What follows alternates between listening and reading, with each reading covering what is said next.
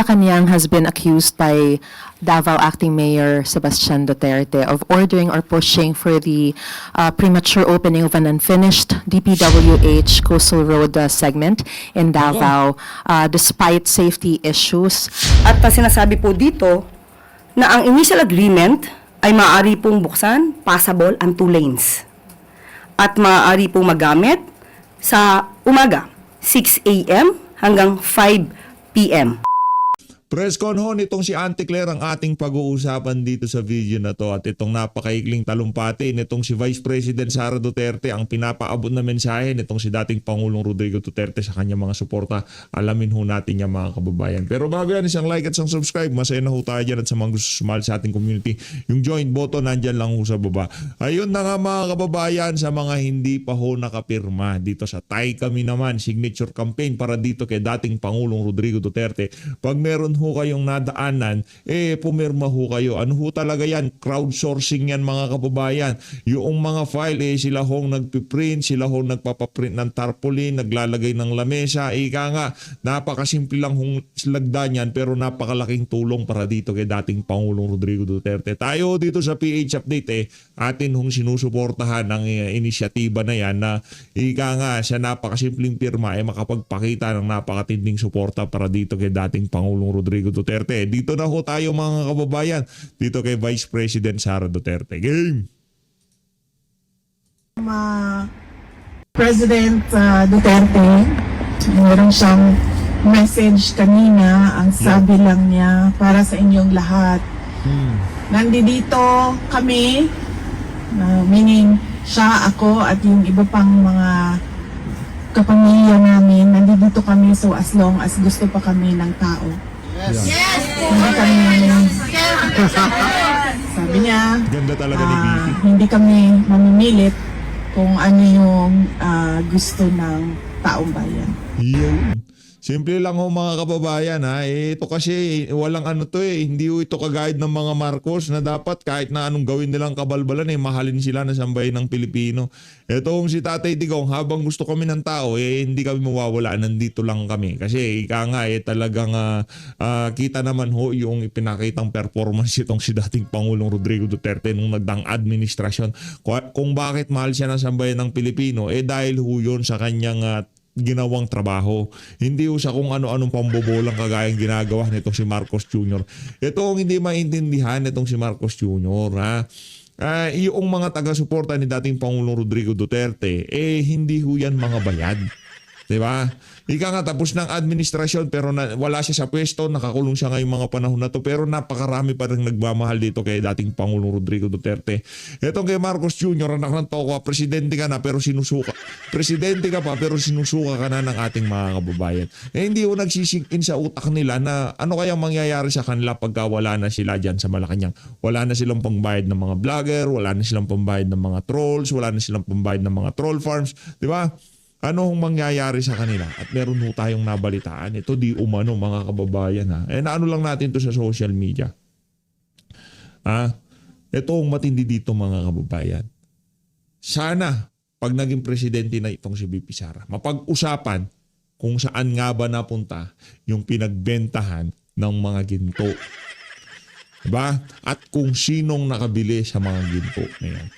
Balita ho natin, sila din daw ho ang bumili ng mga ginto na yan. Di umano yung mga nagbenta, sila din daw ho ang bumili ng mga ginto na yan. Di umano. Kaya siguro nakikita nila ang trajectory ng ginto pataas. Pagka binenta nila itong bulto na to, mas mabibili nila ng mas mura. Kaya ho mga kababayan, kailangan ho talaga busesan ho natin yan kung saan napunta yung napagbentahan at kung sino ang bumili doon sa mga gintong ibinenta nitong si Ralph Recto. At dito ho tayo mga kababayan, viral ho ngayon ito sa social media. Yan ang nga ba sinasabi natin? Alam mo ba, ito ano lang, para dito kay Pokwang Pox, makinig ka Pox. Ako di naman ako galit sa'yo. Ako alam ko naman yung ginawa ng kapatid mo pala yun. Yung binatukan niya yun ng magkakariton. Walang ya yung kapatid mo. Anak ng toka, simpleng, sa bagay, artista nga naman pala ang kapatid. Parang mga politiko lang yan, yung mga artista na yan, lalo na pagka pinklawan-dilawan. Yan ang problema. bumanat-banat kay dating Pangulong Rodrigo Duterte. Tayo dapat din na nating pag-uusapan tong si Pox. Pox, makinig ka ha. Alam mo kung di ka nakialam sa politika, pwede ka naman bumoses Pwede ka naman bumoses. Pero yung pagboses mo sa politika talagang napaka one-sided at talagang kitang-kita yung pagiging dilawan at tinglawan mo. Yung pagbanat na ginawa mo kay dating Pangulo Rodrigo Duterte, nakatatak yan sa utak ng sambayan ng Pilipino. Nakatatak yan sa mga taga-suporta nitong si Tatay Digong. Kaya ngayon, gumawa ng kabalbalan ng kapatid mo at na kung saan pinost pa ng mga, hindi ko na sinerch, hindi ko na tinignan yung mga larawan na kung saan kasama mo yung kapatid mo ng batok doon sa magkakariton. Grabe naman yun. Naka-Hilux ka, naka-GR ka. Di ba? Pangarap po natin yan Naka-Hilux ka, di ba? Hanggang pangarap lang. Naka-pick up ka. Pick up ka. Tapos makaka-argumento mo, nagtutulak ng kariton. Tapos ikaw binatukan mo yung nagtutulak ng kariton. Ano to ko? Di ko ganyan yan. Kahit paano natin paikot-ikutin, talagang dapat i-revoke tanggalan ng lisensya yan. Hindi suspendiran ako to. Yung suspension ng lisensya, walang kwenta yan. Tanggalan ng lisensya, walang karapatan magmaneho sa kalsada yung mga ganyang maiinit ang ulo. Diba? Simpleng lang. Simpleng tayo, real talk wala pa ho tayong nakaalitan sa kalsada. Wala pa ho tayong nakaalitan sa kalsada. Diba? Ngayon, kung tayo man magkakalitan, lang natin, tatawanan na lang natin. Kasi mahirap mawalan na lisensya. Diba? Mahirap mawalan na lisensya. Yung matapang ka lang kasi nasa laya ka. Pero pagka nakakulong ka na, mawawala yung tapang mo na yan, sigurado. Ito, pakinggan natin itong si Pox. Kung ipahiwatig or malaman yung lahat na totoo po Yan yung mga yan yung mga dito. Yan yung mga pinklawan, dilawan na kung saan ipinapakita nila na galit sila doon sa ginagawa nitong si dating Pangulong Rodrigo Duterte. Galit sila kay Tatay Digong dahil ang pangit ng bibig. At least, hindi binabatukan yung mga magkakariton. Ginugurgur lang yung mga dorogista at mga tulak, di ba? Yun lang yun. Pero yung walang kamuang-muang na nagtutulak ng kariton, babatukan mo dahil lamang nakaalitan mo sa kalsada. Ibang usapan na ho yan. Yung pagiging utak dilawan, pinglawan, yung tipong mga self-entitled di ba? Mga entitled yung mga yan yung tipong parang pagmamayari nila lahat pagka tumayo sila sa isang lugar sa kanila.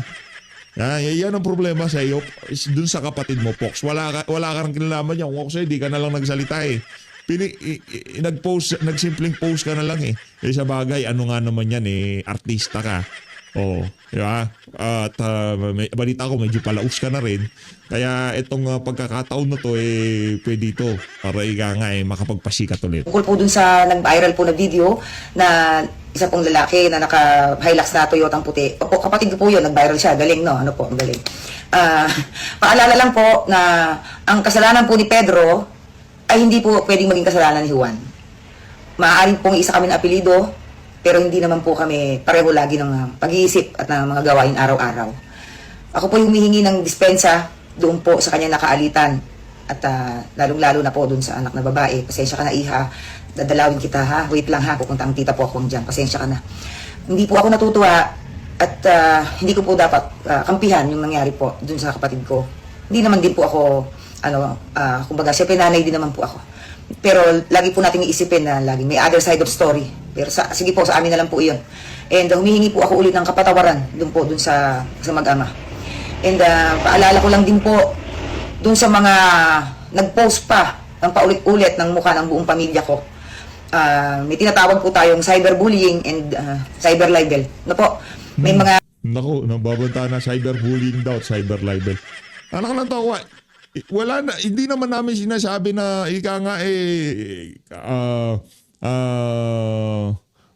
binatukan mo yung bata. Kasama ka siya ng batok.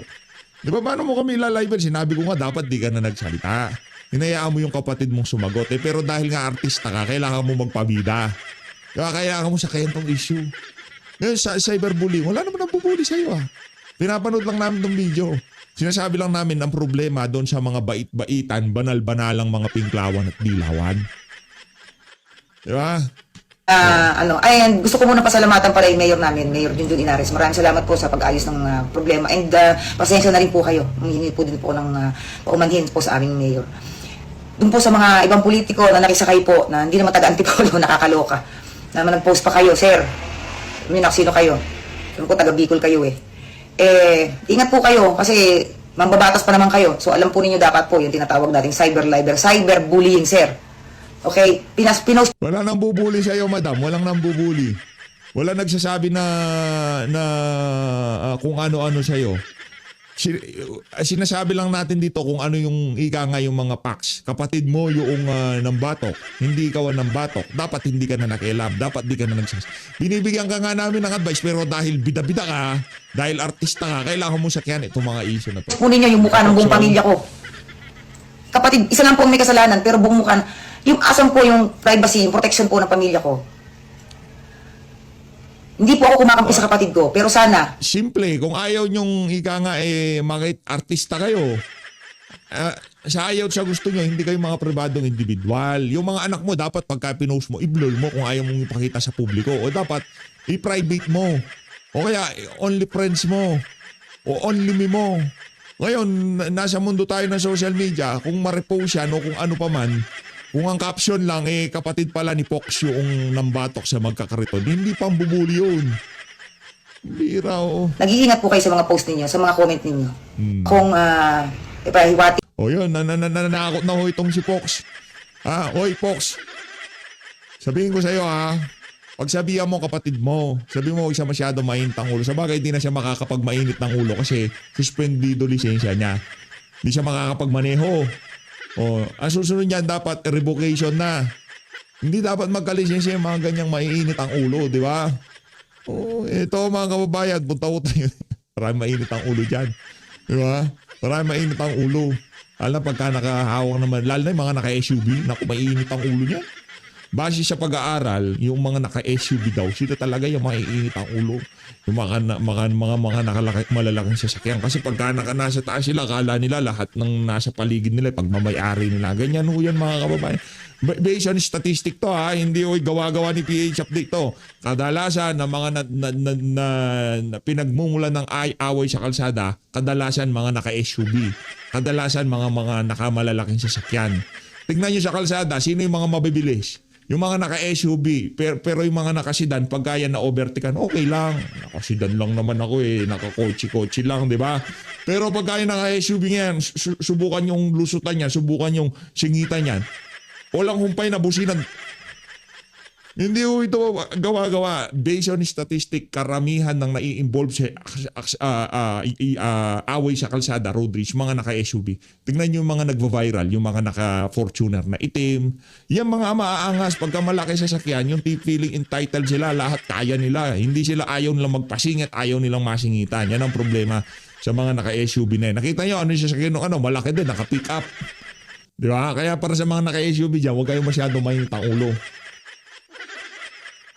Good afternoon, Undersecretary. Ma'am, Malacanang has been accused by Davao Acting Mayor Sebastian Duterte of ordering or pushing for the premature opening of an unfinished DPWH Coastal Road segment in Davao, despite safety issues. Number one, can the palace please clarify if indeed the President ordered for its premature opening? And USEC, were there also safety assessments or clearances that were obtained prior to the allowing of such premature opening? Kailangan Kailangan yung premature opening, kailangan yan. Para may maibida. Yan si Marcos Jr. Napag-alaman po natin sa DPWH at sa Regional Office ng Davao na ang nasabing road, Coastal Road Segment B, ito po ay ang Bukana papunta sa bridge, Bukana Bridge. Yun yung ninakaw na yung kirinedit grab ng amo mo, yung Bukana Bridge. Minadali ang pagbubukas para merong meron siyang maibida kasi wala siyang nagagawa sa administration niya. At sinasabi po dito na ang initial agreement ay maaari pong buksan, passable ang 2 lanes. At maaari pong magamit sa umaga, 6 a.m. hanggang 5 p.m. Ang kinakailangan lamang din po natin ay ang kooperasyon mismo ng LGU ng Davao City para po maging maayos po ang pagdaloy ng trapiko.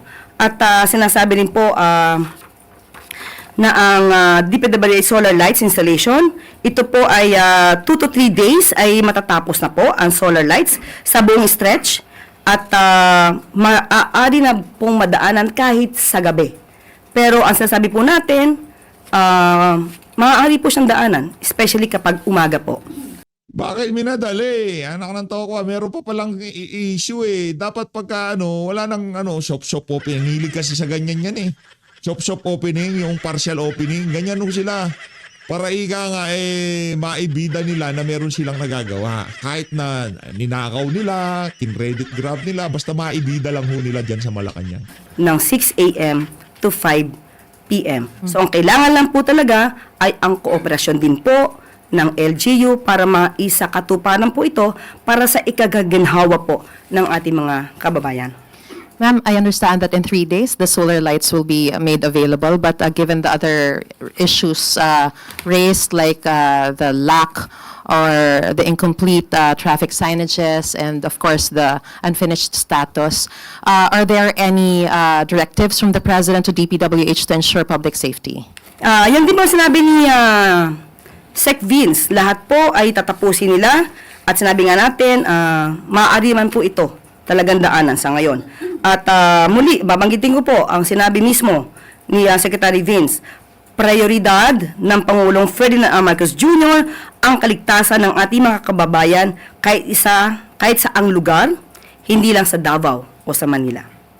So nangangako po ang DPWH na agad na magbibigay ng updates tungkol sa pagbubukas ng Davao City Coastal Bypass Road sa lalong madaling panahon.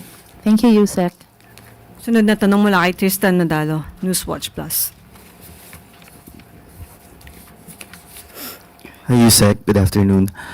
House Deputy Minority Leader Laila De Lima said that the plunder and graft complaints against Vice President Sara Duterte could be grounds or basis for a new impeachment complaint once the one-year bar lapses. I just want to ask, is there any change when it comes to the President's state position on impeachment po pagdating dito? Kung uusad ulit ang isang panibagong impeachment. Sa ngayon, hindi po pa nagiging issue sa Pangulo ang impeachment laban po sa Vice Presidente. Pero ang Pangulo po kasi sinabi na noon pa, kung dapat managot, ay dapat panagutin. Wala dapat sinisino. So, in general, lahat na maaaring may kasalanan ay dapat lamang managot sa batas. In relation din po kay Vice President Sara Duterte, yung alleged bagman na si Ramil Badriaga formalizes by submitting his affidavit sa Office of the Ombudsman. Pambira, oo. Hindi pa matapos yan, Brad. Pambira talaga tong itong mga mainstream media na to. Okay na, sige na. Kalimutan natin yung Bicam, kalimutan natin si Jaldico. Dito lang tayo kay Ramil Madriaga. How serious po does Malacanang think of these allegations? Because sabi rin po ni Congressman De Lima, hindi dapat baliwalain yung mga alegasyon na binibitiwan, lalo na't malalaking pera din yung involve. Distansya din kasi Malacanang dyan. Alam naman kasi nila na propaganda yan. O malamang sa malamang galing din sa kanila yan. Sino ba may hawak kay Trillanes at dito kay De Lima ngayong mga panahon na to dyan sa mga dilawan at pinklawan, di ba? Doon po sa nasabi ni Madriaga. Kung sino man ang makakapagbigay ng anumang ebidensya laban sa sino mang public servant at ito'y may patungkol sa anomalya, paglulustay, pagnanakaw ng pondo ng bayan, dapat lamang pong maimbestigahan. Siguraduhin lamang po na ito ay hindi pamumulitika. Kailangan managot ang dapat managot. Kung narinig na po ba ng Pangulo yung alegasyon na nagkaroon daw po ng Pogo money o 'di ba yung mga drug money na ginamit sa kampanya in 2022 si VP Sara, sila po ang maging nag-running mate ng 2022 election. So how concerned is the President about?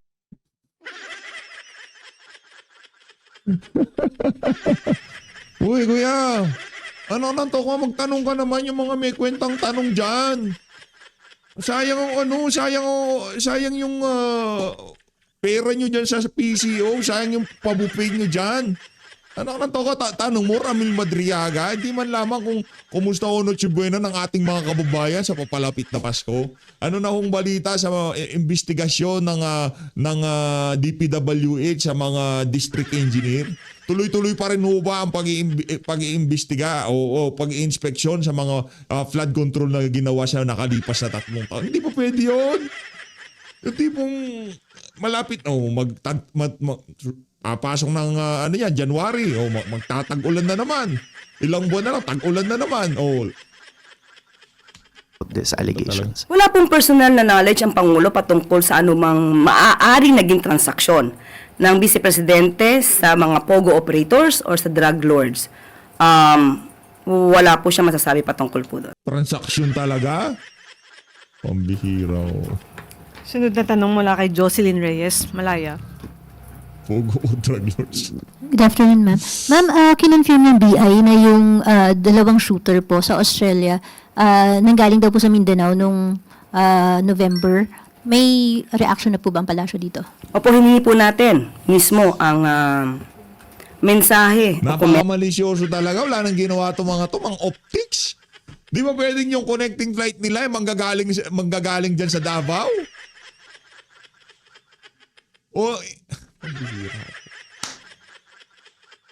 Ang baboy lang talaga nito. ng National Security Council at akin pong babasahin sa inyo. The National Security Council is aware of the reports that the individuals involved in the Bondi Beach shooting in Australia had previously traveled to the Philippines and these are currently under validation.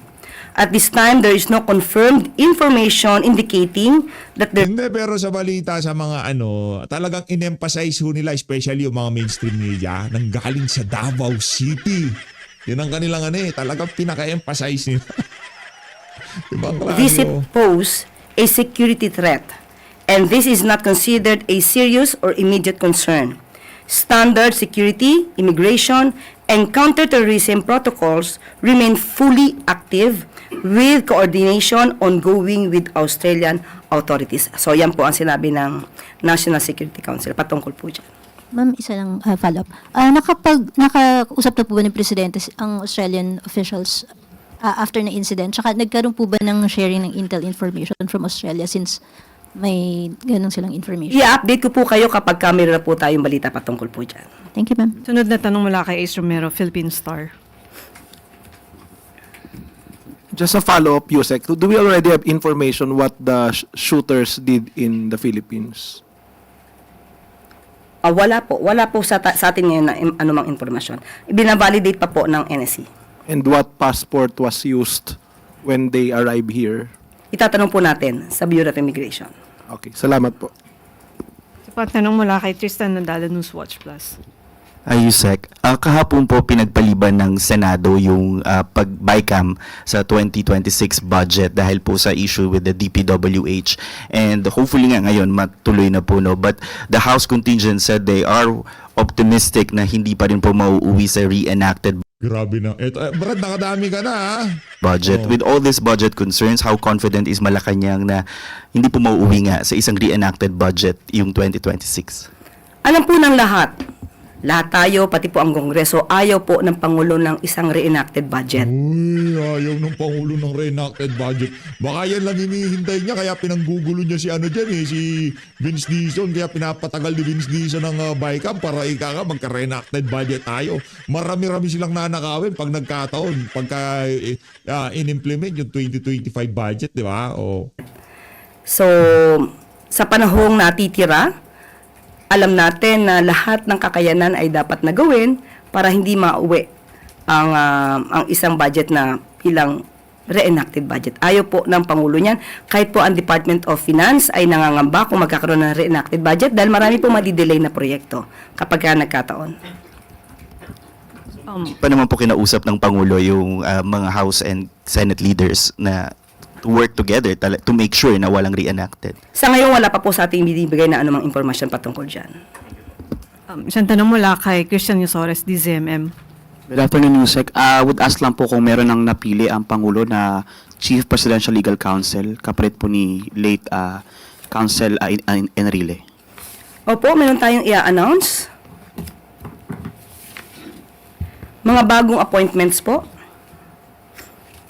Chief Legal Presidential Counsel, Attorney Ana Liza Logan. Senior Deputy Executive Secretary, Attorney Maria Luwalhati Alu, C. Dorotan Tioseco. Deputy Executive Secretary for General Administration, Attorney Daniel Marie Rieza Kulangin. Yung attorney Ana Liza Logan, siya rin ho ang pinag-apply. Yung ika nga baka po ito sa ombudsman, ha. Yan ho yung isa sa mga ika nga naging aplikante noong mga nakalipas na panahon. Ito kasabay ni Boying Remulla si Ana Liza Logan. Kaso ang talagang game plan dyan ay ilalagay talaga itong si Boying Remulla. Okay, kaya ngayon dahil wala na si Enrile, siya ang Chief Presidential Legal Counsel. Deputy Executive Secretary for Financial Affairs, Attorney Joseph Irvin A. Obenza. Deputy Executive Secretary for Legal Affairs, Attorney Jess Hermogenes Andres. Undersecretary for Economic Affairs, OES, Attorney Erwin Santa Ana. Assistant Secretary, OES, Attorney Alemar Mosquito. So yan po ang mga bagong appointments na sa atin ay ibinigay. Balik sa Yusek Claire. Maraming salamat. Pag-asa Island Integrated School. Ayun na nga mga kababayan, dito na unahan tatapusin ang ating reaction video. Maraming salamat po sa pag-support sa page update. Mag-ingat po kayo lahat. Malinat na Pilipinas.